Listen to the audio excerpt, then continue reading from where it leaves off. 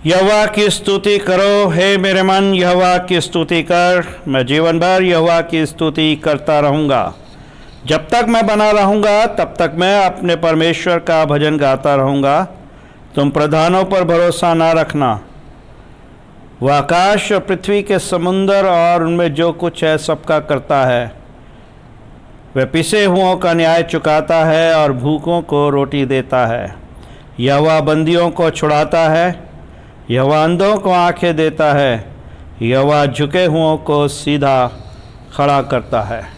आइए हम प्रार्थना में अपने सर झुकाएं। हमारे सुशक्तिमान दयालु अनुग्रहकारी पिता प्रभु जी, आप महान परमेश्वर हैं, सृष्टि को बनाने वाले हैं। सब कुछ आपके अधिकार में है और सब कुछ आपसे उत्पन्न हुआ। हम धन्यवाद करते हैं कि हम ऐसे परमेश्वर के चुने हुए लोग हैं जो अपने लोगों से प्यार करता है, और उस प्रेम को हमने जाना कि आप हमारे लिए इस दुनिया में आए, दुख उठाया, हमारे गुनाह क्षमा किए। धन्यवाद करते हैं कलवरी से बहते हुए लहू की धारा के लिए, जिसने हमारे गुनाह जो बहुत थे धो दिए। और जो कोई सच्चे मन से पश्चाताप करता है, अंगीकार करता है, आप प्रभु उसे अपनी संतान होने का अधिकार देते हैं। धन्यवाद करते हैं आज की सुबह के लिए प्रभु कि आपने हमें रात के विश्राम के बाद नई दिन नई सुबह दी और ये मौका दिया कि हम आपके भवन में इकट्ठा हो के आपकी हमद व सताइश करें, आपकी महिमा प्रकट करें, धन्यवाद करें, क्योंकि आपकी आशीषें हमारे लिए बहुत हैं। आज की सुबह हम जो कुछ भी करते हैं वह आपको ग्रहण योग्य ठहरे। हमारा गीत गाना, वचन पढ़ना, उस पर मनन करना और हमारा प्रार्थना करना, सब कुछ आपको प्रिय लगे प्रभु। और ये समय हम में से हर एक के लिए सुंदर आशीषों का समय ठहरे। प्रार्थना करते हैं कि आपका भवन आपकी पवित्र सामर्थ से भरे और हम में से हर एक जन उस पवित्र सामर्थ को महसूस करे। और प्रभु जी, शुद्ध मन और पवित्रता के साथ हम आपकी बंदगी करें, आपकी स्तुति और महिमा प्रकट करें, क्योंकि आप इसी के योग्य परमेश्वर हैं। होने दें प्रभु जी कि कोई भी शैतानी सोच हमारा ये समय ना चुराए, वरन ये समय प्रभु हम में से हर एक के लिए सुंदर आशीषों का समय ठहरे और आपका पवित्र आत्मा आपके भवन में जुम्बिश करे और हम प्रभु जी उस पवित्र आत्मा से भरकर आपकी हमद व सताइश करें, आपकी महिमा और स्तुति प्रकट करें। इसी विश्वास के साथ कि आप अपने भवन में उपस्थित हैं, हम सारा आदर सारी महिमा आपको देते हैं और इस विनती को हमारे उद्धारकर्ता प्रभु यीशु मसीह के सामर्थी नाम में होकर मांगते हैं। प्रभु जी सुने और ग्रहण करें, आमीन।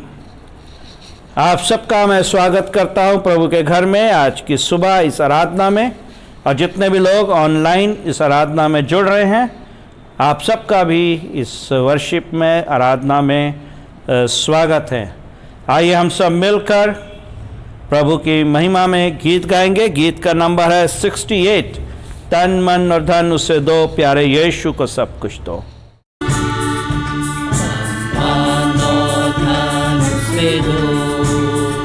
अपने यीशु को सब कुछ दो, क्योंकि उसी के द्वारा उद्धार पाना है। जीती आत्मा का दान उसे दो, तन मन और धन उसे दो। अगर यीशु के बनना चाहो, कुछ करके दिखाना होगा। वचना काफी नहीं है, औरों को बचाना होगा। दिल में पहली जगह उसे दो, अपने यीशु को सब कुछ दो, क्योंकि उसके द्वारा उद्धार पाना है। जीती आत्मा का दान उसे दो, मन और धन उसे दो। अगर यीशु की सेवा करोगे, अपनी आशीष वो तुम्हें देगा। अगर पाप की सेवा करोगे, हरगिज़ नहीं माफ करेगा। उसके लहू में दिल डोलो, अपने यीशु को सब कुछ दो, क्योंकि उसी के द्वारा उद्धार पाना है, जीती आत्मा का दान उसे दो, प्राण मान और ध्यान उसे दो। यीशु नाम को अपना कहना, जैसे कांटों की राह पे चलना, और सच्चे मसीहा बनना, संग क्रूस पे उसके चढ़ना, जिंदा रहने की शक्ति लो, अपने यीशु को सब कुछ दो, क्योंकि उसी के द्वारा उद्धार पाना है, जीती आत्मा का दान उसे दो, प्राण मान और ध्यान उसे दो। मेरे साथ निकालिए सुसमाचार के पाठ के लिए मुक़द्दस लूका की इंजील, उसका 10वां अध्याय पद 1 से लेकर पद 9 तक। Gospel reading according to saint Luke chapter 10 verses beginning from 1 to 9। यहाँ प्रभु यीशु क्रिस्ट के सुसमाचार को इस तरह से लिखा गया है। इन बातों के बाद प्रभु ने 70 और मनुष्य नियुक्त किए, और जिस जिस नगर और जगह को वो आप जाने पर था, वहाँ उन्हें 2-2 करके अपने आगे भेजा। उसने उनसे कहा, पके खेत बहुत हैं, परंतु मजदूर थोड़े हैं, इसलिए खेत के स्वामी से विनती करो कि वह अपने खेत काटने को मजदूर भेज दे। जाओ देखो, मैं तुम्हें भेड़ों के समान भेड़ियों के बीच में भेजता हूँ, इसलिए ना बटुआ, ना झोली, ना जूते लो, और न मार्ग में किसी को नमस्कार करो। जिस किसी घर में जाओ, पहले कहो, इस घर पर कल्याण हो। यदि वहाँ कोई कल्याण के योग्य होगा तो तुम्हारा कल्याण उस पर ठहरेगा, नहीं तो तुम्हारे पास लौट आएगा। उसी घर में रहो और जो कुछ उनसे मिले वही खाओ पियो, क्योंकि मजदूर को अपनी मजदूरी मिलनी चाहिए। घर घर ना फिरना। जिस नगर में जाओ और वहाँ के लोग तुम्हें उतारें, तो जो कुछ तुम्हारे सामने रखा जाए वही खाओ। वहाँ के बीमारों को चंगा करो और उनसे कहो, परमेश्वर का राज्य तुम्हारे निकट आ पहुँचा है। यह प्रभु यीशु क्रिस्ट का सुसमाचार है। प्रभु यीशु क्रिस्ट की स्तुति हो, आमीन। प्यारे अज़ीज़ों, एक बार फिर से आज की इस आराधना में प्रभु के घर में मैं आप सबका स्वागत करता हूं। और आज का रविवार है 20th Sunday after Pentecost, Pentecost के बाद का 20वां रविवार। हमारी कलीसिया में कुछ लोग बीमार हैं। आप अपनी व्यक्तिगत प्रार्थना में उन्हें याद रखें। मिसेस बिमला जॉन के लिए प्रार्थना करें। आप मिसेस ट्रीसा के लिए प्रार्थना करें। मिस्टर सतीश कुमार को अपनी प्रार्थनाओं में आप याद रखें। मिसेस उल्फत डैनियल, मिस्टर अम्बरीश गिल जो कि मिस्टर प्रेम गिल के बेटे और उनकी पत्नी हैं, उन्हें भी आप अपनी व्यक्तिगत प्रार्थनाओं में याद रखें। मिस्टर चिस्टी के लिए प्रार्थना करें। हमारे बुज़ुर्ग हैं मिस्टर डेविस, मिस्टर मॉरिस, और जिसे आप जानते हैं या नहीं जानते, अपनी व्यक्तिगत प्रार्थना में आप अपनी कलीसिया के लोगों को याद रखें। हम इन सब के लिए प्रार्थना करें। हमारे दयालु पिता, हम धन्यवाद करते हैं, आप जीवन के स्रोत हैं, हमारे सबसे बड़े, हमारे जीवन में आशीष देने वाले। आपसे बढ़कर, आपसे सामर्थी कोई नहीं है। और ये हमारा विश्वास है प्रभु कि चंगाई देना आपके हाथ में है, और जब आपका लहू भरा हाथ हमें छूता है, हम भले चंगे होते हैं प्रभु। हम प्रार्थना करते हैं प्रभु, जितने लोगों के लिए हमने यहाँ प्रार्थना की है, नाम लिया है, नाम बनाम उनको आपके हाथों में देते हैं। आप अपने शिफा भरे हाथ को बढ़ाकर उन्हें छुएं, उन्हें चंगाई दें। हम धन्यवाद करते हैं, बीते हुए दिनों में जब हमने मांगा आपने हमें दिया है। इनमें से बहुत सारे लोग स्वस्थ हैं, लेकिन अभी भी कुछ कमी घटी है। आप दयालु पिता हैं, आप उनके जीवन को प्रभु सुरक्षित करें। हम प्रार्थना करते हैं हमारी कलीसिया में अगर और भी कोई अस्वस्थ है, बीमार है, हताश और निराश है, आप प्रभु अपनी दया का हाथ उसकी तरफ बढ़ाएं, उन्हें छुएं और होने दें कि हम निरंतर एक दूसरे के सुख की कामना करें, एक दूसरे के लिए प्रार्थना करें और आपकी इच्छा को इस ज़मीं पे पूरा करने वाले हो सकें। हम सारी महिमा सारा आदर आपको देते हैं और इस विनती को हमारे उद्धारकर्ता प्रभु यीशु मसीह के सामर्थी नाम में होकर मांगते हैं, सुने और ग्रहण करें, आमीन। प्यारे अजीजों, एक शादी की पुकार है। मिस्टर जोशिया विल्सन जो कि सुपुत्र हैं डॉक्टर जोसेफ अगस्टिन विल्सन के और कुंवारे हैं और सीनाई क्राइस्ट चर्च जगाधरी की कलीसिया के सदस्य हैं। मिस रिबेका बेंजामिन जो कि सुपुत्री हैं बेंजामिन बेंजामिन की और कुंवारी हैं, और Morrison memorial church Rajpura Dehradun की कलीसिया की सदस्य हैं। मैं इन दोनों की शादी की पुकार देता हूँ। यदि आप में से कोई भी ऐसा वाजिब और जायज़ कारण जानते हो जिससे इनका पवित्र विवाह के बंधन में बांधा जाना हमारे कलीसियाई नियम और हमारे देश के संविधान के नियम के अनुरूप जायज़ ना हो, तो मेहरबानी से लिखित रूप में अपने पासबान से मिलें। ये जोशिया और रिबेका की शादी की पहली पुकार है। इन दोनों का विवाह 7 नवंबर 2020 दिन शनिवार को 3:30 बजे CNI Morrison memorial church Rajpura Dehradun में होना तय पाया गया है। आइए हम इन दोनों जवानों के लिए प्रार्थना करें। प्रभु जी, हम धन्यवाद करते हैं जोशिया और रिबेका के लिए कि आपने इन दोनों जवानों को चुना कि ये एक दूसरे के साथ अपने जीवन को सहभागी करें, और आपने प्रभु इन्हें तैयार किया है कि उस आदर को पाएं जब ये पति और पत्नी कहलाए। तो आप प्रभु अपने सामर्थी हाथों में इन्हें लें, अपना लहू इन दोनों जवानों पे लगाएं। प्रभु, कोई भी शैतानी सोच और युक्ति इनको छूने ना पाए, वरन वो दिन जो ठहराया गया है उस दिन जब ये पवित्र बंधन में बांधे जाएं, तो धन्यवाद के साथ प्रभु जी इस आशीष को अपने जीवन में ग्रहण करें। ये दो परिवार जो एक हो रहे हैं प्रभु, ना सिर्फ एक दूसरे के साथ रिश्तों में बंधें, वरन एक दूसरे के सुख और दुख में खड़े हों, एक दूसरे को संभालें, मिलजुल कर प्रभु जी आपकी इच्छा को इस ज़मीं पे पूरा करें। शादी की सारी तैयारियां आपके हाथ में देते हैं प्रभु, इनकी सहायता और मदद करें। धन्यवाद के साथ इस विनती को हमारे उद्धारकर्ता प्रभु यीशु मसीह के सामर्थी नाम में होकर मांगते हैं, सुने और ग्रहण करें, आमीन।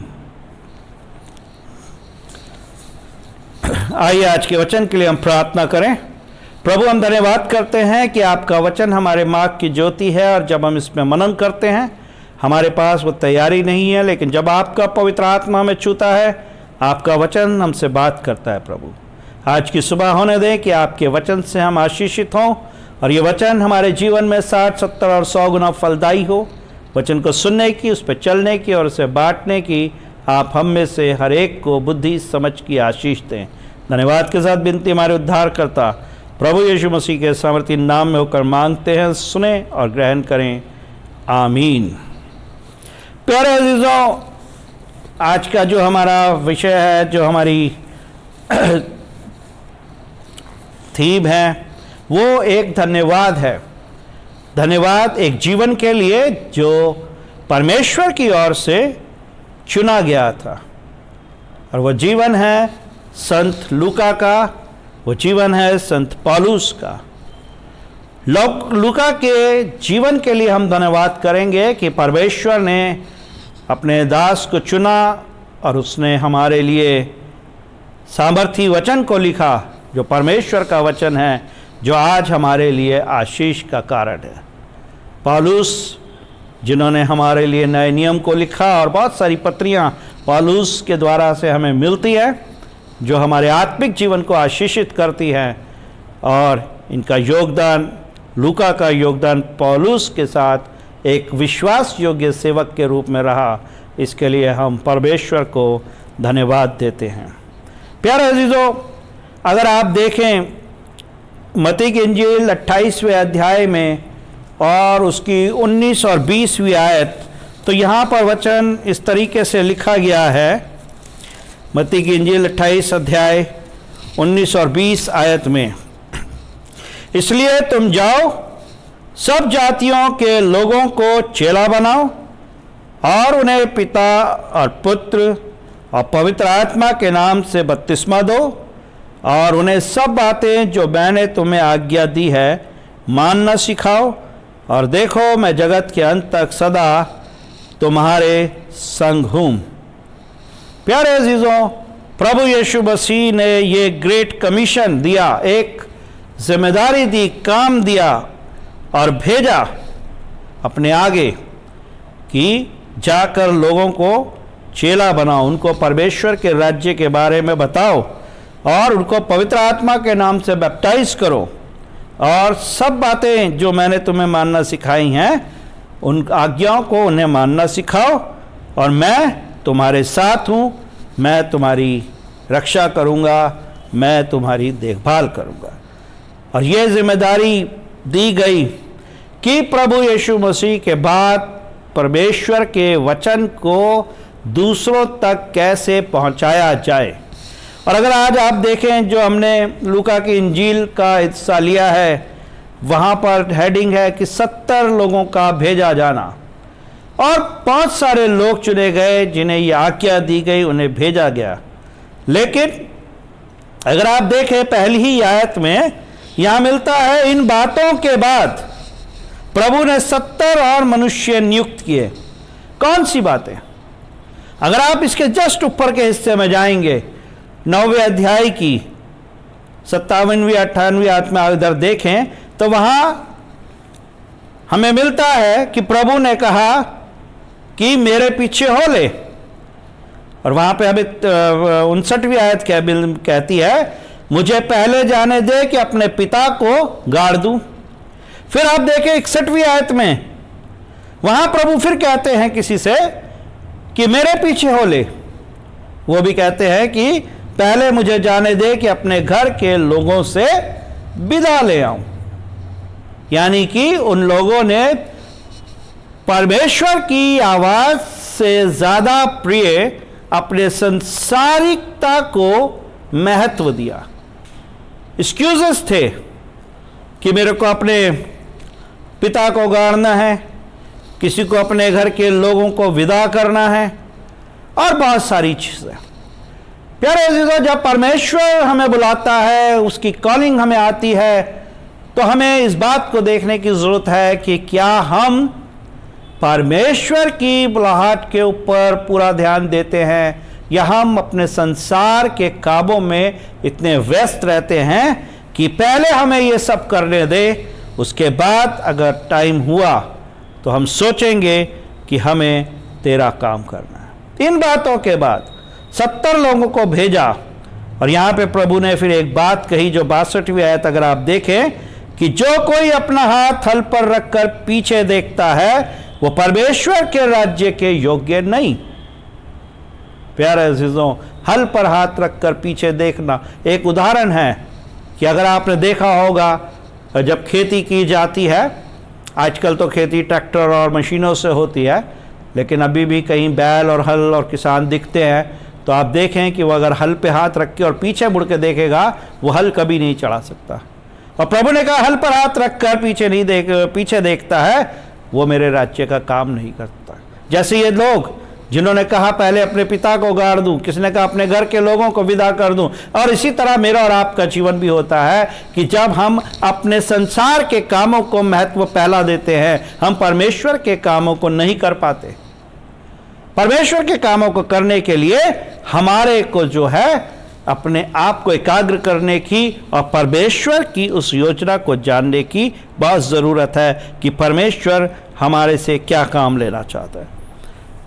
और आप देखें नए नियम के अंदर तो प्रभु ने लोगों को चुना, मती को चुना, परमेश्वर ने लूका को चुना, मरकुस को चुना, यूहन्ना को चुना, पौलुस को चुना। और आज हम जिसकी बात कर रहे हैं, लूका की इंजील लिखने वाले संत लूका की बात हम जब करते हैं तो हम जानते हैं कि संत लूका एक डॉक्टर था, एक फिजिशियन था, एक वैद्य था। उसका काम प्रचार करना नहीं था, उसका काम जो है प्रीच करना नहीं था, उसका काम इलाज करना था। लेकिन जब परमेश्वर की आत्मा ने उसे छुआ, लूका ने अपने उस काम को छोड़ दिया और वो परमेश्वर के पीछे चल पड़ा। महसूल लेने वाले की बात हम जानते हैं, उसका काम चुंगी लेना था, टैक्स कलेक्टर था, मती की बात। लेकिन जब परमेश्वर ने मती को चुना, उसने क्या काम करा? उस सारी चीजों को छोड़ दिया, संसार के सारे कामों को छोड़ दिया और परमेश्वर के कामों में लग गया। और इन लोगों ने हमारे लिए जो लिखा है सुसमाचार, मती, मरकुस, लूका और यूहन्ना, गॉस्पेल रीडिंग जो हम करते हैं, ये इनके योगदान है जिन्होंने प्रभु यीशु मसीह के जीवन की बातों को हमारे लिए लिखा, जो आज मेरे और आपके और हजारों करोड़ों लोगों के विश्वास की मजबूती और आशीष का कारण है। प्यारे अजीजों, जब प्रभु यीशु मसीह ने ये ग्रेट कमांड दी, ये ग्रेट कमीशन दिया मत्ती 28:19-20 में, तब लूका की इंजील हमें बताती है, जो हिस्सा हमारे सामने पढ़ा गया, कि 3री आयत में हमें मिलता है कि मैं तुम्हें भेड़ों के समान भेड़ियों के बीच में भेजता हूं। पहली ही चीज यह है कि जब परमेश्वर हमें चुनता है तो यह समझ लीजिए कि वो रास्ता आसान नहीं होने वाला, वो रास्ता परेशानियों से भरा हुआ होगा। लेकिन प्रभु हमें क्या सिखाना चाहते हैं कि मैं तुम्हें क्या बना के भेज रहा हूं? भेड़ बना के भेज रहा हूं। किन के बीच में? भेड़ियों के बीच में, कि वो तुम्हें देखते ही फाड़ खाएंगे। यानी कि परमेश्वर के काम को करने के लिए हमारे सामने जो है रास्ते आसान नहीं होंगे, विरोध करने वाले लोग मिलेंगे और संकट से सामना होगा। लेकिन प्रभु कहते हैं कि तुम्हें सहनशीलता बनाए रखते अपने काम को, जो परमेश्वर ने तुम्हें दिया है, उसको करने की ज़रूरत है। प्यारे अजीजों, प्रभु ने सिखाया, उन्हें ट्रेनिंग दी, मिशनरी मेथड उनको बताया।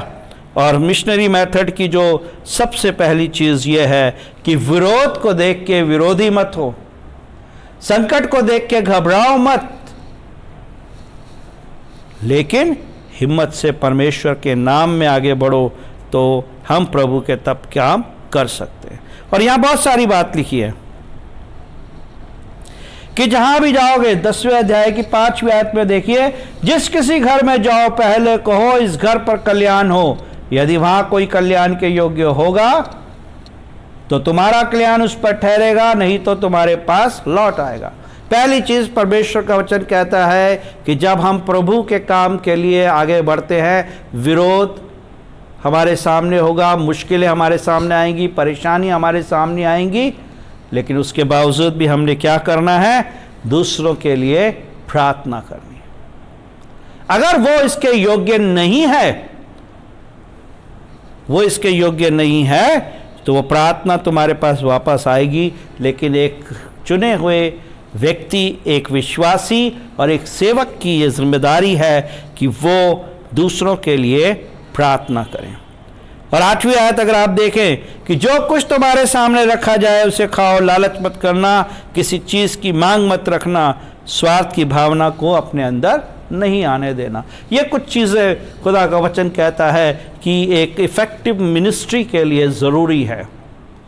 लालची मत हो, डिमांड मत करो। जो तुम्हारा आदर करे उसके आदर के सत्कार का जो है प्रतिफल दो, प्रार्थना करो उनके लिए, और जो कुछ तुम्हारे को दिया जाए उसके साथ उसको जो है ग्रहण करो और धन्यवाद करो। क्योंकि वचन ये बात कहता है हमारे को कि तुम्हारे सामने रखा जाए उसे ग्रहण करो, वहाँ के बीमारों को चंगा करो, क्यों बताओ उन्हें कि परमेश्वर का राज्य निकट आने वाला है। प्यारे अजीज़ों, परमेश्वर ने ये जिम्मेदारी अपने चुने हुए लोगों को दी है। अगर हम चुने हुए लोगों की बात करते हैं तो कौन है चुना हुआ? चुना हुआ किसको मानते हैं? क्या हम जब ये बात करते हैं कि चुने हुए खाली पादरी लोग हैं या इवेंजलिस्ट हैं या प्रीचर हैं? नहीं, हर वो इंसान जिसने प्रभु यीशु मसीह के नाम का बपतिस्मा लिया है वो चुना हुआ है। हर वो इंसान जो प्रभु यीशु मसीह के बदन और लहू का विश्वास से ग्रहण कर रहा है वो उसका चुना हुआ है। और ये जिम्मेदारी परमेश्वर ने हर एक को दी है कि हमें परमेश्वर के वचन की मनादी करनी है, परमेश्वर के राज्य की बातों को दूसरों तक पहुंचाना है, उन्हें बताना है, ताकि परमेश्वर के लिए बहुत सारी भेड़ें बचाई जाए और उनका जीवन ब्लेस्ड हो। प्यारे अजीजों, प्रभु यीशु मसीह ने लोगों को चुना और उन्हें भेजा। पौलुस का जीवन हमारे सामने एक मिसाल है। पौलुस के द्वारा से बुलाया गया सहयोगियों को, 2 लोगों को, 3 लोगों को पौलुस के द्वारा बुलाया गया। और दूसरा तीमुथियुस 4:7 में पौलुस कहते हैं, मैं अच्छी कुश्ती लड़ चुका हूं, मैंने अपनी दौड़ पूरी कर ली है। विश्वास की अच्छी कुश्ती पौलुस ने पूरी की और परीक्षा में पौलुस खरे उतरे। प्यारे अजीजों, पौलुस आज धन्यवाद कर रहे हैं लूका के लिए, इवेंजलिस्ट लूका ने, जिसने सुसमाचार लिखा, क्योंकि पौलुस के साथ मिलकर लूका ने बहुत काम किया। एक्ट्स 19 प्रेरितों का काम 19-22, तीमुथियुस और इरास्तुस को मकीदुनिया भेजा। प्रभु यीशु मसीह ने 70 लोगों को आगे भेजा, लेकिन उसके बाद उसके चुने हुए लोगों ने उन्हें आगे भेजा और वो जाकर उन्होंने परमेश्वर के वचन को लोगों के लिए बांटा। प्यारे अजीजों, पौलुस का धन्यवाद उस अमूल्य सहयोग के लिए जो लूका का पौलुस को मिला। उस मुकुट को पौलुस ने पाया और जो सहयोग लूका ने किया, पौलुस उस सहयोग के लिए धन्यवाद कर रहे हैं और उसने सुसमाचार को हमारे लिए जो है लिखा। यहाँ पर आप देखें कि पौलुस की एक गवाही है, दूसरा तीमुथियुस 4:11 में, केवल लूका मेरे साथ रहा, केवल लूका मेरे साथ रहा। इसका मतलब यह है कि गए तो बहुत से लोग, लेकिन विश्वास योग्य और विश्वस्त लूका रहा। हो सकता है बहुत सारे लोगों को में से कुछ लोग ऐसे रहे होंगे जिन्होंने कहा होगा कि मैं अपने घर के लोगों को विदा कर दूं। बहुत से इसमें लोग ऐसे होंगे कि उन्होंने कमिट तो कर दिया, हल पे हाथ तो रखा, लेकिन फिर सोचने लगे कि मेरे पीछे जो संसारिक था उसको मैं पूरा कर लूं। वो शायद पीछे हट गए होंगे, लेकिन पौलुस कहते हैं कि केवल लूका मेरे साथ रहा। प्यारे अजीजों, हम लूका और पौलुस को हृदय से धन्यवाद करते हैं कि उनके सहयोग से कलीसियाएं बढ़ी और आज सुसमाचार का एक हिस्सा लूका की इंजील हम इनके प्रयत्न और प्रयासों के द्वारा से आज इसको पढ़ते हैं, जो हमें आशीषित करता है। परमेश्वर का वचन इन्होंने लिखा ताकि हम उस वचन से प्रभु जी आशीषित हो सकें। पौलुस इस बात के लिए धन्यवाद करते हैं। और आज मैं और आप ना सिर्फ लूका या पौलुस के जीवन को याद कर रहे हैं, लेकिन हम धन्यवाद करते हैं गॉस्पेल के सारे लिखने वालों के लिए, यूहन्ना के लिए, मरकुस के लिए, मत्ती के लिए। पुराने नियम में जितने भविष्यवक्ता हुए हैं, जिन लोगों ने परमेश्वर के काम को आगे बढ़ाया, उनके अमूल्य योगदान के लिए हम हृदय से धन्यवाद करें और परमेश्वर को धन्यवाद दें कि परमेश्वर ने ऐसे लोगों को चुना जिन्होंने बहुत सारे लोगों के जीवन को बदल दिया। प्यारे अजीजों, आज भी हमारे लिए परमेश्वर ने लोगों को चुना है। आज भी हमारे लिए परमेश्वर लोगों को चुनता है कि वो अपने लोगों को वचन बताएं। हम धन्यवाद करें जितने मिशनरीज हैं, जितने प्रीचर्स हैं, जितने प्रीस्ट हैं, जितने लोग कलीसिया को बढ़ा रहे हैं और संभाल रहे हैं। प्रभु उनके जीवनों को आशीषित करे और परमेश्वर उनको अपनी महिमा के लिए इस्तेमाल करे। प्रभु ने हमें संसार से अलग करके अपनी संतान होने का अधिकार दिया, इसलिए कि प्रभु चाहता है कि हम उसकी सेवा और उस कामों को करें। सामर्थ और शक्ति हमें प्रभु से मिलेगी। हमारा कमिटमेंट ज़रूरी है। अगर हमारा कमिटमेंट ये रहेगा कि पहले मैं अपने संसार के कामों को कर लूं, पहले मैं अपने जिम्मेदारियों को देख लूं, प्रभु कहते हैं अगर तुमने हल पे तो हाथ रखा, कमिटमेंट तो किया, लेकिन उस पर अगर चलते हो और पीछे मुड़ के देखते हो तो तुम मेरे योग्य फल नहीं ला सकते। प्यारे अजीज़ों, हम उनके सहयोग को जहाँ धन्यवाद देते हैं, वहीं हम हर एक विश्वासी के लिए प्रार्थना करें। प्रभु का वचन कहते हैं एक दूसरे को सहयोग दो, एक दूसरे को संभालो, प्यार करो एक दूसरे से और एकता में बंध कर परमेश्वर की इच्छा को इस ज़मीन पे पूरा करो, ताकि वो मुकुट प्राप्त करो, वो आशीषें प्राप्त करो जो तुम्हारे लिए दी गई है। ये तो हमने बात करी लूका की, इवेंजलिस्ट की, जो लोग खुदा के चुने हुए लोग थे, मरकुस जिन्होंने सुसमाचार लिखा, पौलुस। अगर आज के संदर्भ में हम इसको देखते हैं तो आज परमेश्वर आज भी हमें चुनता है। आज भी परमेश्वर चुनता है कलीसिया के अंदर लोगों को। आज भी परमेश्वर चुनता है कलीसिया के अंदर उन लोगों को कि वो पूरी कलीसिया के विश्वास की रखवाली करें, पूरी कलीसिया को नैतिकता में लेकर आगे चलें, ऐसे कायदे और नियमों को बनाएं जिससे कलीसिया आत्मिकता में बढ़े, ना कि कलीसिया में विरोध, दूरियां, झगड़े और स्वार्थ की बातें हों। प्यारे अजीज़ों, ये नैतिक जिम्मेदारी परमेश्वर ने हमें दी क्योंकि उसने हमें चुना है, और हमारा चुना जाना यूं ही नहीं है। परमेश्वर की ओर से एक इंतज़ाम किया गया है कि परमेश्वर अपने लोगों को ये जिम्मेदारी देता है कि तुम मेरी भेड़ों को चराओ।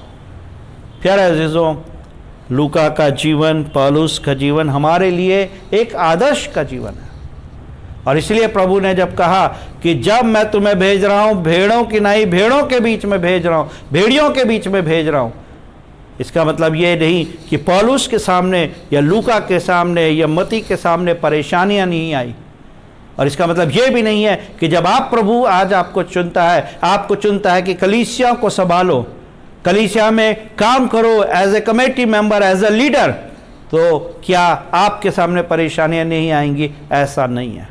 परेशानियां आएंगी, लोग आपके अच्छे कामों को रिकॉग्नाइज नहीं करेंगे, दोष भी लगाए जाएंगे, लेकिन प्रभु क्या कहते हैं? तुमने भेड़ के समान आचरण करना है, यानी कि तुमने प्रार्थना के साथ परिस्थितियों को बदलने की कोशिश करनी है। विरोध का जवाब विरोध से नहीं देना। प्यारे अजीज़ों, ये आज हमारे लिए एक एग्जाम्पल है कि इनके प्रयासों से कलीसिया आशीषित हुई। आज मेरे और आपके प्रयासों से कलीसिया आशीषित हो रही है, ये हमें सीखने की और देखने की ज़रूरत है। और प्रभु हमें भी इस्तेमाल करे जैसे उसने अपने विश्वास योग्य सहयोगियों को इस्तेमाल किया, कि आज हम लूका के जीवन के लिए परमेश्वर को धन्यवाद दे रहे हैं। प्रभु उस जीवन को और सारे जितने जीवन प्रभु की महिमा के लिए इस्तेमाल हुए, प्रभु उन सबको आशीष दें, उस वक्त के राज्य में जगह दे कि परमेश्वर की इच्छा को उन्होंने इस ज़मीन पे पूरा किया। और आज मैं और आप ये प्रार्थना करें कि प्रभु मुझे और आपको ये शिक्षा, ये आशीष दे कि मैं और आप भी परमेश्वर की इच्छा को इस ज़मीन पे पूरा करें। हम अपनी इच्छा तो बहुत पूरी करते हैं, लेकिन हमें ज़रूरत है परमेश्वर की इच्छा को जानना और उसे पूरा करना, और उसके लिए ज़रूरत है हमें प्रार्थना की, परमेश्वर के वचन को मनन करने की, आत्मिकता में सामर्थ पाने की, और तब प्रभु की इच्छा मेरे और आपके जीवन से पूरी होगी। प्रभु आप सबको इन वचनों से आशीष दे। आमीन। आइए हम प्रार्थना करें। प्रभु जी, हम धन्यवाद करते हैं कि आपने समय समय पे भविष्य वक्ताओं को चुना, प्रचारकों को चुना। हम धन्यवाद करते हैं लूका के जीवन के लिए कि प्रभु जी, लूका का जीवन हमारे लिए एक आदर्श जीवन है। प्रभु, उन्होंने आपके वचन को लिखा हमारे लिए कि हम आशीषित हों, और प्रभु जी, ये वचन हमारे आत्मिक जीवन के लिए हमें आशीषित करता है। हम धन्यवाद करते हैं प्रभु कि आप उनके जीवनों को ग्रहण करें, उन्हें आशीष दें, स्वर्ग की आशीषें उन्हें दें, और होने दें प्रभु जी कि जब आज आप हमें चुनते हैं तो हम उस बुलाहट को, उस चुने जाने को जाने। हम अपने स्वार्थ और अपनी सोच को ही प्रबल ना करें प्रभु, और ना ही प्रभु संसारिकता में पीछे जाएं, क्योंकि हल पर हाथ रखने वाले और पीछे देखने वाले आपके राज्य को ग्रहण नहीं कर सकते। हमें ऐसी तैयारी दें प्रभु कि हम आपके वचन को समझें, उसको बांटें, उस पर मनन करें, और बहुत सारी भेड़ें बचाई जाएं जो प्रभु जी आपके राज्य को ग्रहण करें। धन्यवाद करते हैं आज की सुबह आपने हम में से हर एक को संभाला। आपकी पवित्र आत्मा की उपस्थिति के लिए धन्यवाद करते हैं। प्रार्थना करते हैं प्रभु कि जब हम आपके घर से वापस जाएं, सामर्थी हाथों में हमें लेके जाएं, हर बुराई शैतानी आजमाइशों से बचाएं, और हमें प्रभु जी तैयारी दें कि हम आपकी इच्छा जानें और उसे पूरा करें। धन्यवाद करते हैं प्रभु, आपका लहू हमें जीवन देता है, और जितने भी लोग सच्चे मन से आपको ग्रहण करते हैं आप उसे अपनी संतान होने का अधिकार देते हैं। पूरी आराधना के लिए आपको धन्यवाद करते हैं, आज के वचन के लिए प्रभु, इससे हम सब आशीषित हों। धन्यवाद के साथ इस विनती को हमारे उद्धारकर्ता प्रभु यीशु मसीह के सामर्थी नाम में मांगते हैं, सुने और ग्रहण करें, आमीन। आए हमारे बाप, तू जो आसमान में है, तेरा नाम पाक माना जाए, तेरी बादशाहत आए, तेरी मर्जी जैसे आसमान में पूरी होती है ऐसे ज़मीन पर भी हो। हमारे रोज़ की रोटी आज हमें बख्श दे, हमारे कसूरों को माफ़ कर कि हम भी अपने कसूरवारों को माफ़ करते हैं। हमें आजमाइश में ना पड़ने दे बल्कि बुराई से बचा, क्योंकि बादशाह और कुदरत और जलाल अब तक तेरा ही है, आमीन। हमारे प्रभु यीशु मसीह का अनुग्रह, परमेश्वर पिता का प्रेम और पवित्र आत्मा की सहभागिता हर बच्चे, हर जवान, हर बुजुर्ग और पूरी कलीसिया के ऊपर अब से लेकर हमेशा तक होती रहे, आमीन। आप सबको प्रभु के मधुर नाम में जय मसीह की।